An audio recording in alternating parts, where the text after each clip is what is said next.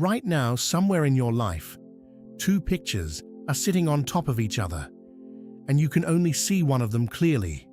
That's not a mood. That's not a coincidence. That's the actual sky today. Venus, the planet of what you want and who you love, is standing in Libra, the sign built entirely around fairness, partnership, and beauty. Directly across from it sits Neptune, moving backward through Aries, blurring every hard edge it touches. When two planets sit exactly opposite each other like this, astrologers call it an opposition. Think of it less like a collision that destroys something, and more like two spotlights aimed at each other from across a stage, each one perfectly capable on its own, but pointed straight into each other's lens. Where those beams cross, you get glare.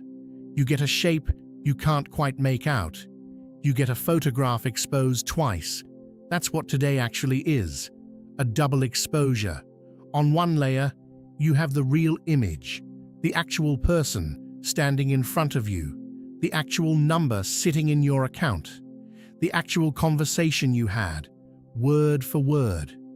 On the second layer, you have the image you've painted over it, the version of that person you've decided to believe in, the version of that plan you've convinced yourself will work out. The soft focus overlay Neptune keeps printing on top of whatever Venus is honestly looking at.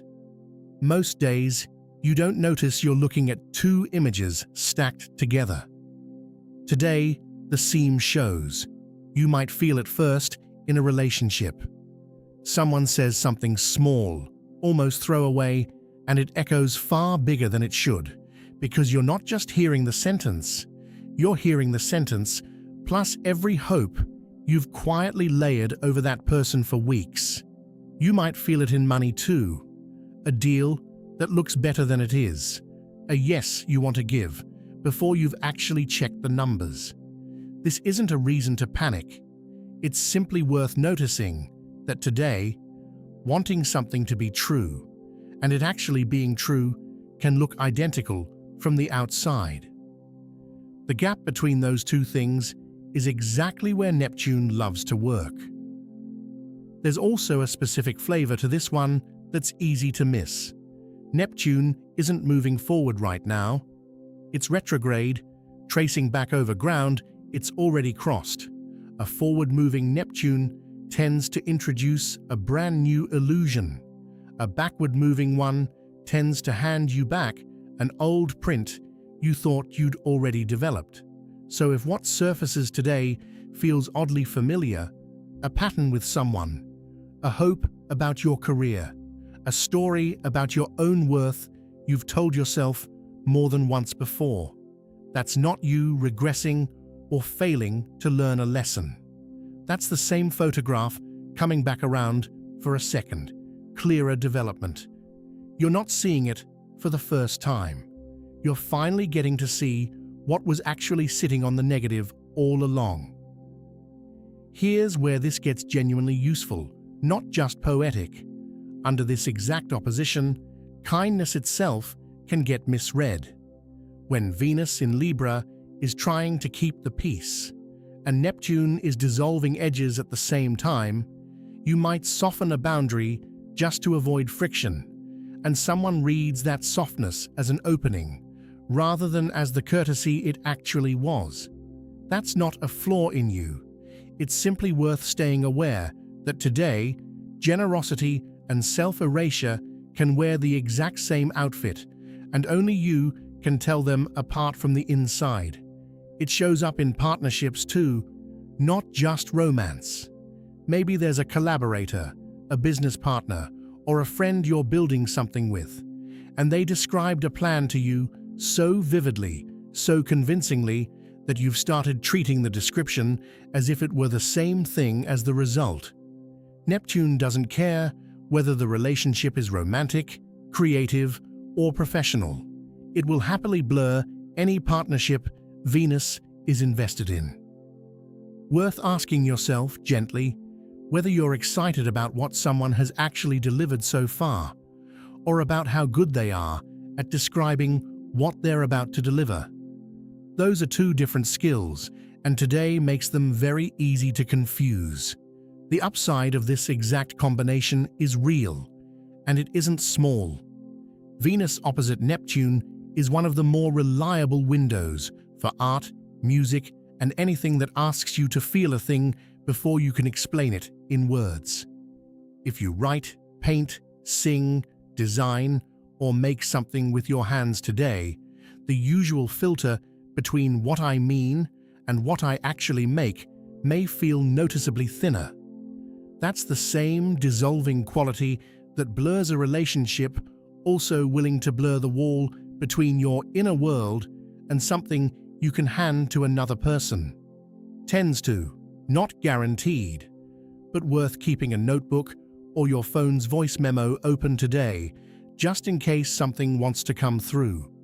Some of the most memorable creative work gets made on exactly this kind of day, precisely because the maker briefly loses the ability to second-guess themselves into a blander version of the idea.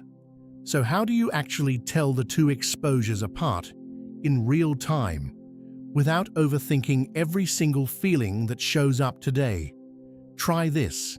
When something lands hard, a compliment, a promise, this changes everything.